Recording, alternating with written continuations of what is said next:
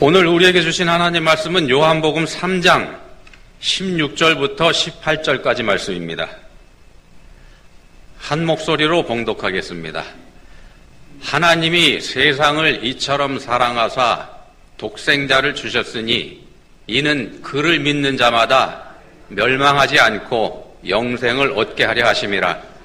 하나님이 그 아들을 세상에 보내신 것은 세상을 심판하려 하심이 아니요 그로 말미암아 세상이 구원을 받게 하려 하심이라. 그를 믿는 자는 심판을 받지 아니하는 것이요 믿지 아니하는 자는 하나님의 독생자의 이름을 믿지 아니함으로 벌써 심판을 받은 것이니라. 아멘. 구약 성경에 보시면은 다윗이 사울 왕에게 쫓겨다니죠. 사울이 다윗을 죽여버리라고 했습니다. 쫓겨다니면서 하나님의 은혜로 몇 차례 위기에서 벗어나게 됩니다. 그런 와중에 다윗이 생각을 합니다. 이렇게 생각을 합니다. 이제 이러다가 내가 언젠가는 사울의 손에 붙잡혀 죽을 거다. 살아나는 길은 블레셋 사람의 땅으로 망명하는 것뿐이다. 이 말대로 다윗은 망명을 합니다. 남의 나라로 가는 겁니다. 그리고 그 사실을 알게 된 사울은 이제 더 이상 다윗을 쫓아다니는 걸 포기하게 되죠. 남의 나라로 가버렸으니까. 자, 다윗은요, 블레셋의 가드라고 하는 데로 가서 거기서 아기스 왕에게 얹혀 살게 됩니다. 아기스 왕에게 시글락이라고 하는 성읍을 하나 하사받아가지고 그 시글락 성을 중심으로 해서 이제 활동을 하게 됩니다. 어떤 활동을 하는가? 주변에 있는 이방 민족들, 그러니까 이스라엘을 괴롭히는 아말렉 같은 사람들을 공격해가지고 탈취합니다. 그렇게 해서 이제 먹고 삽니다. 아기스한테는 자기 나라 이스라엘을 공격한 것처럼 그렇게 둘러댑니다. 이렇게 되니까 아기스는 생각을 합니다. 이제 다윗은 이스라엘하고 끝났다. 이스라엘을 공격하니까요. 돌아갈 수도 없고 사울 왕과는 영원히 원수가 됐다. 이렇게 아기스는 믿어버리게 됩니다. 그러다가 이스라엘하고 블레셋 사이에 큰 전쟁이 일어납니다. 블레셋의 공격에 사울이 긴장을 하죠. 워낙 대규모로 쳐들어오니까. 하나님께 도움을 구하려고 여쭙지만 하나님은 침묵하십니다. 이미 사울을 버리셨기 때문에. 할 수 없이 자기가 쫓아내버린 무당들을 소송원해가지고 찾아가서 이미 죽은 사무엘 선지자의 영을 불러낸 만큼 사울이 긴장을 하게 되고 좌불안석 그런 상황이 됩니다. 자, 블레셋 왕들은 연합군을 편성해가지고 대대적으로 이스라엘을 공격을 하게 되는데 완전히 자기 부하가 됐다고 믿은 아기스가 다윗도 데리고 갑니다.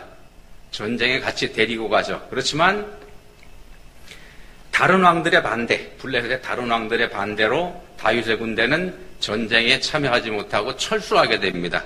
시글락으로 되돌아가게 되죠. 이 또한 사실은 하나님의 은혜입니다. 자기 민족하고 전쟁을 안 하게 되니까. 그리고 이제 우리가 아는 것처럼 이 전쟁에서 이제 이스라엘이 끝나죠. 사울이 죽임을 당합니다. 자, 근데 시글락에 돌아와 보니까 무슨 일이 벌어졌는가? 성읍이 불탔고 사람들은 다 사라져 버렸습니다. 아내와 자녀들이 다 사라져 버렸습니다. 다윗과 그와 함께한 백성이 울 기력이 없도록 소리를 높여 울었더라. 이렇게 성경에 표현이 되어 있고요. 군인들이 저마다 아들, 딸들을 잃고 마음이 아파서 다윗을 돌로 치자. 죽여버리자죠. 다윗을 돌로 치자. 이렇게 말할 정도였으니 다윗은 큰 공경에 빠졌다. 이렇게 사무엘 30장에 기록하고 있습니다. 다윗이 데리고 있던 이 군인들은요, 어떤 사람들이냐면은 환난당한 모든 자, 빚진 모든 자, 마음이 원통한 자, 그런 사람들이 모인 거기 때문에 말하자면 사회 불만을 가진 사회 부적응자들입니다. 쉽게 얘기하면 일종의 불량배들이죠. 불량배들이니까는 한 성격 하는 사람들입니다. 그러니까 충분히 다윗이고 뭐고 그냥 그런 생각 할 만하죠. 자, 그런데도 다윗은 하나님께 의지하고 이 군대를 추스립니다. 전쟁에 참여했다가 싸워보지도 못하고 보상도 없이 먼 길을 되돌아온 상태였기 때문에 지칠 대로 지쳤고 사기는 땅바닥에 떨어져 있는 상태입니다. 그런 상태이지만 그렇다고 해서 가만히 앉아있을 수도 없죠. 가족들이 다 없어져 버렸으니. 그러니까 추격에 나섭니다. 이 군인들을 추스려가지고 자기를 죽이려고 하는 군인들을 추스려가지고 추격에 나섭니다. 가다가 부솔리라고 하는 시냇가에 이르게 되는데 이 시냇가에 이르렀을 때 부하들 600명 중에 200명이 주저앉습니다. 나 더 이상 못 가. 이렇게 해버립니다. 이렇게 되니까 사기도 바닥인데다가 이 부대도 찢어지고 이런 상황이 됩니다. 그런데도 불구하고 다윗은 나머지 400명을 이끌고 쫓아가서 큰 승리를 얻게 됩니다. 빼앗긴 가족들 다 찾아왔고 빼앗긴 물건도 다 찾아온 건 물론이고 적들이 이 사람들이 다른 곳을 침략해서 빼앗은 것까지 전부 다 덤으로 얻어가지고 옵니다. 그러니까 몇 갑절의 이득을 얻은 거죠. 다윗은 개선장군이 됐고 큰 승리에 도취한 부하들은 기고만장 돌아옵니다. 돌아오는데 문제가 생깁니다. 어디에 문제가 생기냐? 200명이 기다리고 있는 바로 그 부솔 시냇가에 왔을 때 문제가 생깁니다. 승리한 400명. 이 사람들은 자기들도 지쳤지만 그럼에도 불구하고 쫓아가서 생명을 걸고 싸워서 이긴 사람들이지 않습니까? 그럼 생각을 해보시죠. 주저앉아 있는 200명. 얘들은 뭐야? 쟤들은 어떻게 할까요? 이 사람들이. 이렇게 얘기합니다. 함께 출전하지 않았던 군인들에게는 되찾은 물건 하나도 돌려주지 말고 다만 각자의 아내와 자식들만 데리고 가게 하자. 그럴만 하죠. 이런 제안이 다윗에게 들어옵니다. 다윗이 어떻게 해야 될까요? 여러분이 이때 다윗이라면 여러분은 어떻게 하시겠습니까? 목숨 걸고 싸우러 가서 큰 승리를 얻은 부하들이 이렇게 말하는데 목숨 걸고 나를 쫓아와서 싸워서 이긴 사람들이 그렇게 얘기하는데 근데 이 말을 무시할 수 있을까요? 들어줘야 되지 않겠습니까? 근데 싸우지 않은 200명한테는 가족들만 돌려줘도 사실은 충분한 보상이 될 수도 있죠. 본문 16절에서 말씀합니다. 우리가 다 잘 아는 말씀입니다. 하나님이 세상을 이처럼 사랑하사 독생자를 주셨으니 이는 그를 믿는 자마다 멸망하지 않고 영생을 얻게 하려 하심이라. 자, 종교개혁자 루터는요, 이 말씀을 가지고서 작은 복음 이렇게 별명을 붙였습니다. 그리고 어떤 분들이 이 말씀이야말로 복음 중에 복음이다 이렇게 말합니다. 대부분의 학자들이 이 요한복음 3장 16절 이 말씀을 신구약 성경 전체를 요약해 놓은 말씀이다. 이렇게 말씀할 만큼 굉장히 중요한 말씀입니다. 이 한마디 말씀에 우리의 근거가 되는 하나님의 사랑이 그대로 다 녹아있기 때문에 이렇게 표현을 하는 겁니다. 자, 하나님 앞에 범죄한 인간에게 주어질 거는요, 범죄한 인간에게 주어질 건 딱 하나입니다. 징벌. 어떤 징벌이냐? 죄의 삭슨 사망이기 때문에 죽음의 형벌만이 창조자 하나님 말씀에 불순종한 죄의 대가로 인간들한테 주어질 수밖에 없습니다. 더 쉽게 말씀드리면 인간이라고 하는 존재는 전부 다 지옥에 떨어져야 된다 그런 말씀입니다. 그게 인간들이 지은 죄의 대가입니다. 유일한 대가가 그겁니다. 근데 사랑의 하나님께서는 그럼에도 불구하고 범죄한 인간을 여전히 버리지 못하시고 여전히 사랑하시는 겁니다. 그냥 지옥에 떨어지도록 내버려 두실 수가 없으신 겁니다. 그렇지만 그렇다고 하더라도 무작정 용서하실 수도 없는 노릇이죠. 하나님의 공의가 죄를 무작정 용서할 수는 없기 때문에 이 딜레마입니다. 이 딜레마를 해결하기 위해서 하나님께서 직접 나서십니다. 당신의 독생자, 이게 사실은 하나님 자신입니다. 하나님 자신이신 하나님의 독생자를 보내시죠. 우리하고 똑같은 인간으로 우리에게 오게 하셔서 우리 대신 십자가에서 죽임을 당함으로 죄값을 대신 치르십니다. 죽음으로 죄값을 대신 치르십니다. 하나님이. 그리고 이 사실을 인정하는 사람을 구원하십니다. 그렇게 조건을 걸으십니다. 구원의 조건으로 오직 믿음만을 요구하시는 거죠. 길을 열어주신 겁니다. 구원받을 수 있는 길을. 사랑하시기 때문에 이렇게 하시는 거죠. 사랑하시기 때문에 인간이 자기 죄를 깨닫기도 전에 하나님이 먼저 용서를 선언하신 겁니다. 거저 용서하실 수는 없기 때문에 당신께서 먼저 값을 치러버리신 겁니다. 죽음이 대가이기 때문에 대신 죽으신 거죠. 그리고 그걸 믿는 모든 사람을 받아주십니다.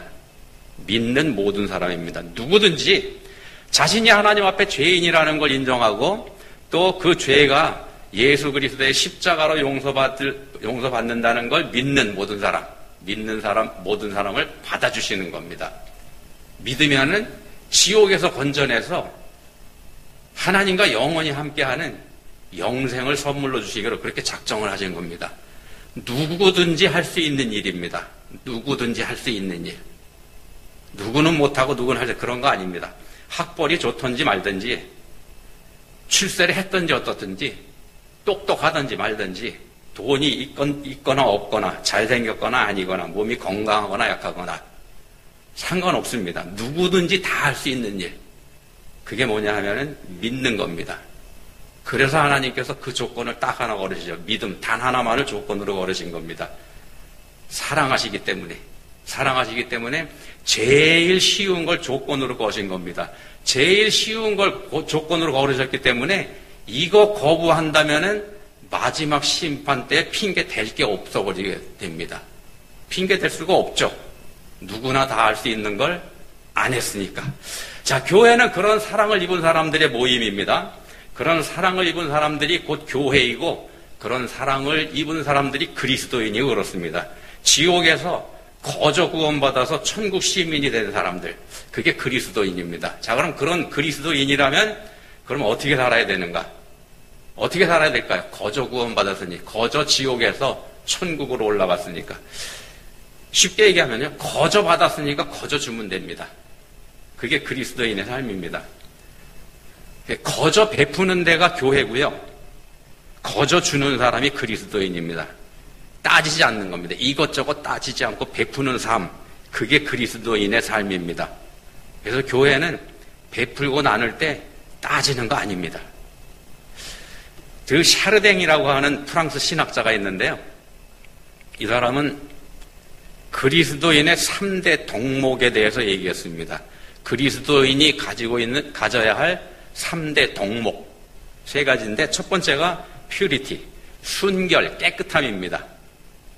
죄가 관영한 세상 속에 살면서도 죄에 오염되지 않는 것, 악한 세상 속에 살면서도 악해지지 않는 것, 이걸 첫 번째 덕목으로 꼽았습니다. 그러니까 더 쉽게 말씀드리면 세상 사람들이 사는 대로 따라 살지 않는 것, 이게 그리스도인의 첫 번째 덕목이고, 두 번째는 체리티입니다. 사랑, 자비. 너희가 서로 사랑하면 이로써 모든 사람이 너희가 내 제자인 줄 알리라. 예수님 하신 말씀이죠. 이 말씀 그대로 따르는 겁니다.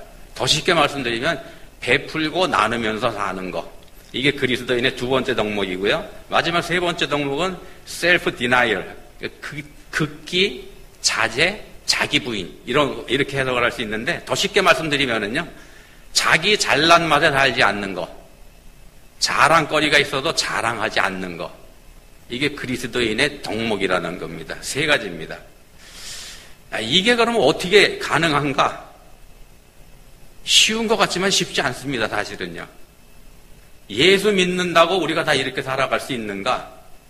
세상 속에 살면서도 세상 죄를 따르지 않고, 또 우리가 서로 사랑하면서 살고, 자랑거리가 있는데 자랑하지 않고, 우리가 이렇게 사는 것 같지만 우리 삶을 들여다보면 그러지 않습니다. 우리가 그러면 어떻게 이렇게 살아갈 수 있는가? 오늘 본문 16절에 보시면은요, 하나님이 세상을 사랑하사 독생자를 주셨으니, 이렇게 나오죠? 하나님이, 이렇게 시작을 합니다. 이어지는 17절에서 또 보면 이렇게 말씀합니다.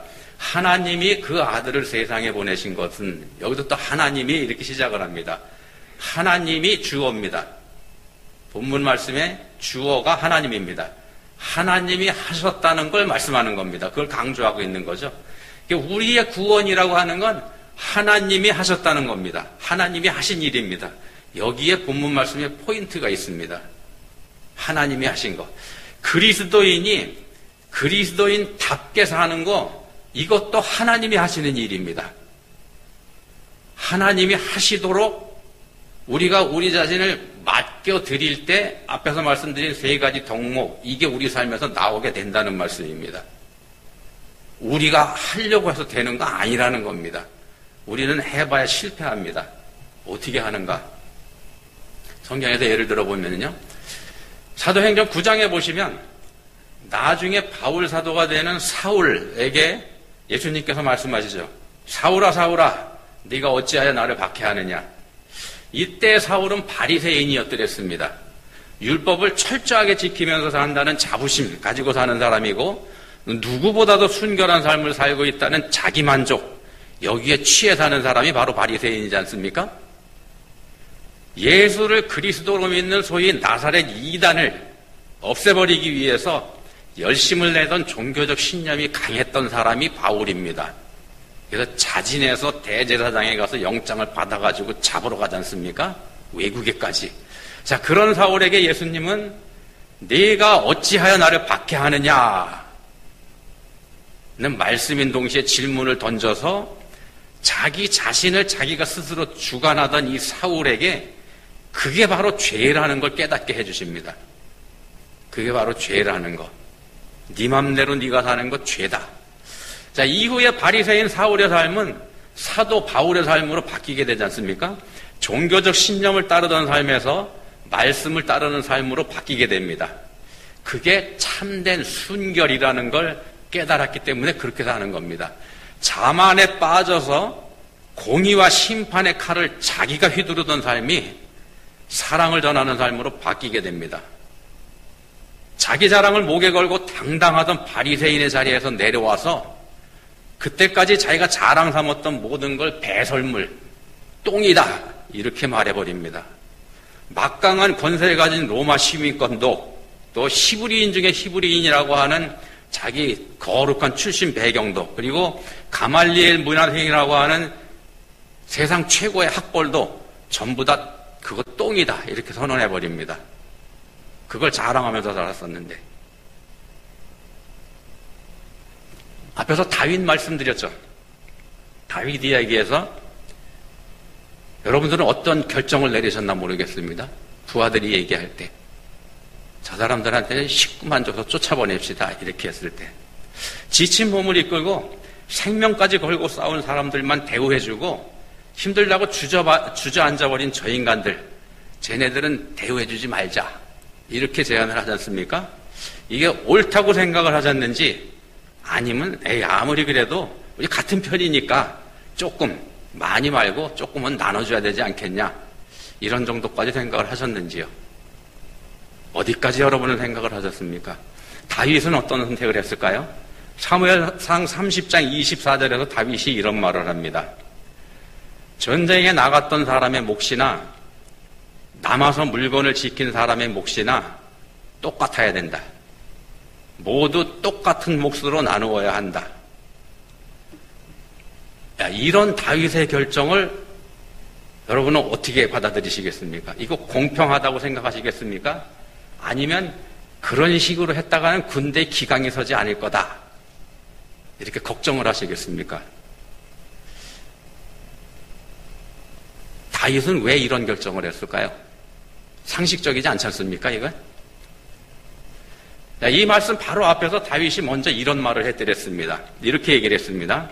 나의 형제들아, 여호와께서 우리를 보호하시고 우리를 치러 온 그 군대를 우리 손에 넘기셨은즉 그가 우리에게 주신 것을 하나님이 우리에게 주신 것을 너희가 이같이 못하리라. 다윗이 위대한 신앙의 사람인 이유가 바로 여기에 있습니다. 다윗은 매사에 하나님을 생각했습니다. 이번에 우리가 이긴 것도 우리가 아닌 하나님이 하신 거다. 이걸 믿었던 거죠. 하나님이 하신 일이기 때문에 이 일의 뒤처리 역시 하나님의 뜻에 따라야 된다. 이런 믿음을 가지고 있던 사람이 다윗입니다. 피곤한 몸을 이끌고 돌아왔을 때 이 사람들이 좌절했지 않습니까? 다 약탈당하고 텅텅 비었고 식구들도 다 사라졌을 때 그때 그걸 보고서 모두가 좌절하고 분노하면서 다윗을 죽여버리자 이렇게 부하들이 동요했던 그때도 다윗은 어떻게 했는가? 먼저 그때도 하나님을 찾았습니다. 약탈해간 적들을 쫓아갔지 어떻지 그것까지 하나님한테 그 와중에도 묻습니다. 당연히 쫓아가야 될 건데 그걸 일일이 물어보고 갑니다. 백성들이 자녀들 때문에 마음이 슬퍼서 다윗을 돌로 치자 하니 다윗이 크게 다급하였으나 그의 하나님 여호와를 힘입고 용기를 얻었더라.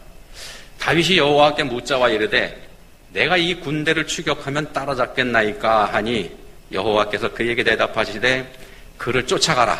내가 반드시 따라잡고 도로 찾으리라. 오늘 본문 말씀에 주어가 하나님이라고 말씀드렸습니다. 하나님이 세상을 이처럼 사랑하사. 우리 그리스도인들의 주어 또한 하나님입니다. 하나님이 우리의 주인이시라는 겁니다. 하나님이 우리의 주인이 되셔야만 합니다. 교회의 주인 역시 하나님이십니다. 성자 하나님이신 예수 그리스도가 교회의 주인이시죠. 예수님께서 사울아 사울아 네가 어찌하여 나를 박해하느냐 이렇게 말씀하신 게 바로 그런 뜻이기도 합니다. 내가 교회의 주인이다. 에베소 1장에서도 말씀합니다. 하나님께서는 만물을 그리스도의 발 아래에 굴복시키시고 그분을 만물 위에 교회의 머리로 삼으셨습니다. 교회는 그리스도의 몸이요. 교회는 그리스도의 몸입니다. 교회의 머리는 예수 그리스도이시고 머리와 몸은 하나죠. 머리와 몸은 하나입니다. 떨어질 수도 없고 떨어져서도 안 되고 그래야 살아있는 거죠. 몸은 머리를 따르게 돼 있고요. 머리는 몸을 주장하게 돼 있습니다. 머리이신 예수님을 따르는 사람, 그러니까 예수님을 믿는 사람, 그런 사람이 예수님과 하나입니다. 예수님과 하나입니다. 머리와 몸이 하나이듯이 예수님과 그리스도인이 하나입니다. 떨어질 수도 없고 떨어져서도 안 되는 겁니다. 믿는 자는요 이미 예수님과 하나가 돼 있습니다. 언제부터 하나인가? 십자가에서 죽음을 당하실 때 그때 예수님과 하나가 돼서 죄값을 치렀습니다. 죽은 거죠. 예수님과 함께. 이미 심판을 받은 겁니다. 우리가 가진 원죄의 삭시 사망이지 않습니까? 그때 우리 죄값을 예수님과 더불어서 우리가 같이 치렀습니다. 예수님과 우리는 하나이기 때문에. 그리고 예수님 부활하셨습니다. 부활하신 예수님은 하나님 보좌 우편에 앉으셨죠. 교회의 머리이신 예수님이 하늘 보좌에 앉으신 겁니다.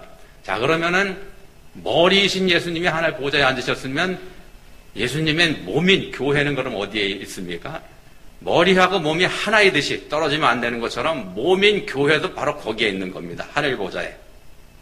우리 눈에는 교회가 이 땅에 있습니다만 하나님 편에서는 교회 이미 하늘나라에 있습니다. 그것도 영광스러운 보좌에 거기 있습니다. 예수님과 더불어서 하나님의 상속자로 그 자리에 있는 겁니다. 교회가.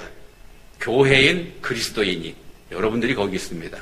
우리한테는요, 과거가 있고 현재가 있고 미래가 있고 그렇습니다만 하나님한테는 그런 시제가 존재하지 않죠. 하나님은 시간을 초월하시는 분이기 때문에 하나님께는 과거도 없고 현재도 또 미래도 전부 다 하나입니다. 그냥 하나님께서는 언제나 현재뿐입니다. 그게 하나님의 시제죠. 그러니까 과거의 우리들 모습이나 미래의 우리들 모습이나 하나님께는 현재입니다. 전부 다. 우리가 미래의 하늘나라에 가 있다. 하나님은 그게 현재입니다. 그 하나님께서 우리를 주관하시고 우리를 사랑하시는 겁니다. 우리 그리스도인은 독생자까지 내주신 그 사랑을 입고 이미 하늘 보좌에 앉은 사람들입니다. 이미 하늘나라 보좌에 앉아 있습니다. 그러면은 그런 사람이라 그러면은 이 세상을 사는 동안에 우리가 어떻게 살아야 되는가? 어떻게 살아야 될까요? 부솔 시내가의 다윗은요 이미 그런 삶을 사는 사람이었더랬습니다. 그래서 유한한 이 세상의 가치에 영향받지 않았던 겁니다. 바울사도 역시 그 대단한 학벌, 세상의 출세, 이거 다 배설물로 여겨버린 겁니다. 하늘나라 보좌에 앉아있는데 이 세상에 이까짓 게 뭡니까? 그러니까 다 배설물로 여겨버린 거죠. 이미 자신이 하나님 나라에 가 있다고 믿었기 때문에 그렇게 할 수 있었던 겁니다. 교회는요, 교훈이나 도덕, 소위 좋은 말씀, 그거 들으러 모이는 데가 아닙니다. 교회는 생명을 얻기 위해서 모이는 곳입니다. 교회를 찾는 건 죽느냐 사느냐의 문제라는 말씀입니다. 유한한 이 세상에서의 생명, 그걸 위하는 게 아니고 영원히 걸린 문제입니다. 그것 때문에 우리가 교회를 찾습니다. 영원한 생명의 주이신 예수 그리스도를 만나는 게 바로 교회입니다. 영원한 생명을 얻은 우리 그리스도인이 할 일, 사랑하는 겁니다. 사랑을 받았으니까 사랑을 하는 거. 그게 우리 그리스도인이 할 일입니다. 사랑하는 걸 구체적으로 어떻게 하는 건가? 여러 가지 얘기할 수 있겠습니다만 하나만 쉽게 말씀드리면 내 거 챙기는 거 아닙니다. 내 거 챙기는 게 아니고 내 걸 남한테 주는 겁니다. 내 걸 남한테 주면서도 억울하게 생각하지 않는 거. 또 이건 공평하지 않은 거다. 이렇게 불평하지 않는 거. 그게 사랑이기도 합니다. 이 세상에 예수님의 십자가만큼 억울하고 공평하지 않은 거 그런 것도 세상에 없습니다. 그 불공평과 억울함에 혜택을 입은 사람들이 바로 그리스도인들입니다. 앞에서 말씀드린 예를 들어보면은요, 부설 시내가에 주저앉아서 노닥거리고 있다가 생명을 걸고 싸우러 나가는 사람들이 생명을 걸고 싸워서 이기고 가져온 그걸 거저 나누어 받은 사람들, 그 사람들보다 더 엄청난 걸 거저 받은 사람들이 그리스도인이라는 겁니다. 그런 사랑을 입은 그리스도인이 우리들인데, 그렇다 그러면은요, 우리들은 거저 줘도 손해날 거 아무것도 없습니다. 사랑하며 사시기 바랍니다. 기도하시겠습니다. 하나님 아버지, 저희가 은혜 입은 사람들입니다. 주저앉아 쉬고 있다가 영원한 생명을 선물로 받은 말 그대로 횡재한 사람들입니다. 다 퍼준다고 해도 손해될 게 전혀 없습니다. 이제는 영생을 선물로 받고 하늘 보좌에 앉은 자로서 넉넉하게 베풀며 사랑하는 삶 저희가 살 수 있게 해주시기 원합니다. 그렇게 이 생에서도 영생을 누리며 살게 해주시기 원합니다. 예수님 이름으로 기도합니다. 아멘.